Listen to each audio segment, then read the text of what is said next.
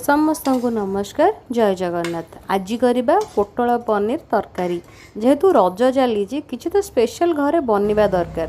तो से आज मोर पोटल और पनीर दीटाक थिला मुझे गोटे भोजी में खाई तो ट्राए कली आज यहाँ घरे करके खावाई। तो से प्रथम मुझे सोरिष और रिफाइन दीटा तेल मिसेक कड़े पकई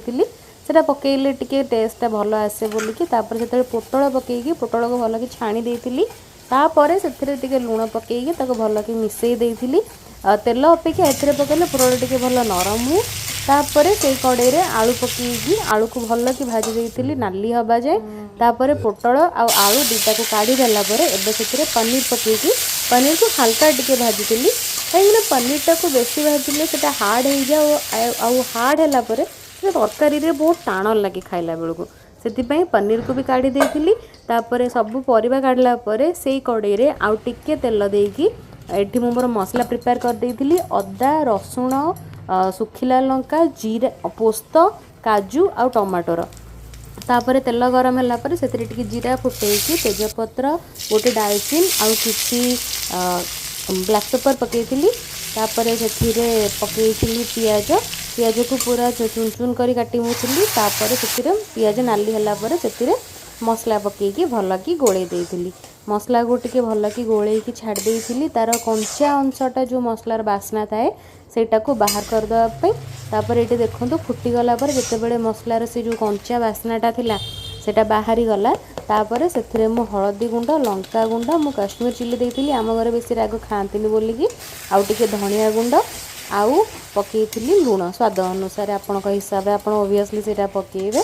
सेटा देकी ताकू भल कि मसला को कषि हाँपाई छाड़ देती पानी मुझे नी कहीं टमाटर जो पानी अंश थाए से मसला ही कषि हो जाए। तो ये देखो मसलाटा केते बढ़िया कषि हो गलानी तापर मु एबे टिके पानी देकी ताकू छाड़ीदेली टिके सेटा घोड़े देती ताकि मसलाटा आउ टिके भल कि कषि हो देखु तार तेल छाड़ीदेलानी मसलाटा केते बढ़िया कि कषि हो गलानी ऑलरेडी। एबे आमे से पकेइबा